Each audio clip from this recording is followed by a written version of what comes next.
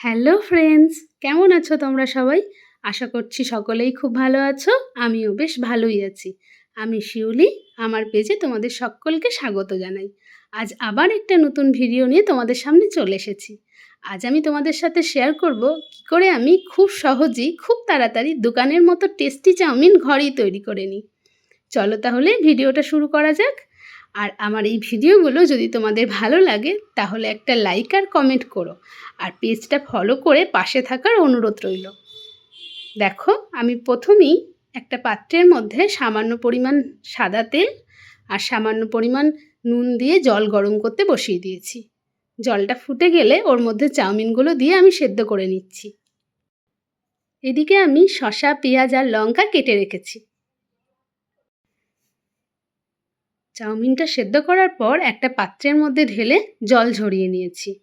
পুরোপুরি জলটা ঝরে যাওয়ার পর এতে সামান্য পরিমাণ সাদা তেল অ্যাড করে একটা বড় থালার মধ্যে ঢেলে আমি চাড়িয়ে রেখেছি। দেখো, এদিকে আমি 5টা ডিম কড়াইয়ের মধ্যে দিয়ে তার মধ্যে সামান্য পরিমাণ নুন অ্যাড করে ভালো মতো করে নেড়ে চেড়ে এটাকে ডিমের ভুজিয়া বানিয়ে নিচ্ছি।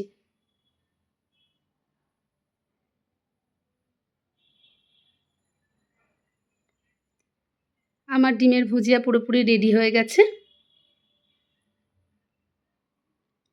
এবার আমি কড়াইয়ের মধ্যে লঙ্কা আর পেঁয়াজটাকে দিয়ে ভালো মতো করে ভেজে নিচ্ছি। দেখো, পুরোপুরি ভাজা হয়ে গেছে। এবার আমি এর মধ্যে 1 চামচ মতো টমেটো সস, 1 চামচ মতো ডার্ক সয়া সস, 1 চামচ মতো গ্রিন চিলি সস আর 1 চামচ মতো রেড চিলি সস একসাথে মিশিয়ে রেখেছিলাম, সেটা অ্যাড করে দিলাম। এবার ভালো মতো করে পেঁয়াজের সাথে এটা মিশিয়ে নিচ্ছি সসগুলো। মেশানো হয়ে গেলে এবার আমি ভেজে রাখা ভুজিয়াটা অ্যাড করে দিলাম। এবার ভুজিয়াটাও পুরো মশলার সাথে ভালো মতো নেড়ে চেড়ে মিশিয়ে নিচ্ছি।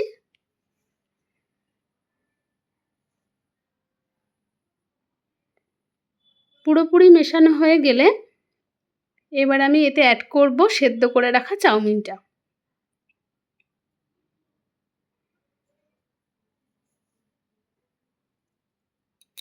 দেখো, চাউমিনটা আমি অ্যাড করে দিয়েছি।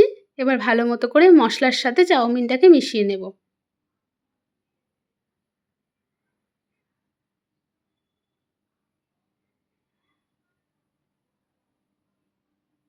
মেশানো হয়ে গেলে আমি একটা মশলা অ্যাড করব, যেটা আমি চাউমিন করার সময় প্রতিবারই দিয়ে থাকি। তোমাদেরকে সেটা দেখাচ্ছি। দেখো, এটা হচ্ছে সানরাইসের চাউ মিক্স মশালা। এই মশলাটা দিলে চাউমিনের টেস্ট আরও ভালো হয়। তোমরা দিয়ে দেখতে পারো। এবার একটু নুন আর সামান্য পরিমাণ চিনি অ্যাড করে ভালো মতো মিশিয়ে নিলেই তৈরি টেস্টি চাউমিন। ঠিক দোকানের মতো দেখতে লাগছে তো? জানিও কিন্তু আমাকে।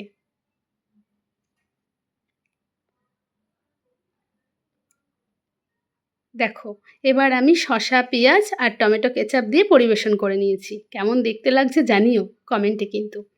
আমার ভিডিওগুলো যদি তোমাদের ভালো লাগে প্লিজ আমার পাশে থেকো। চ্যানেলটা ফলো করার অনুরোধ রইল।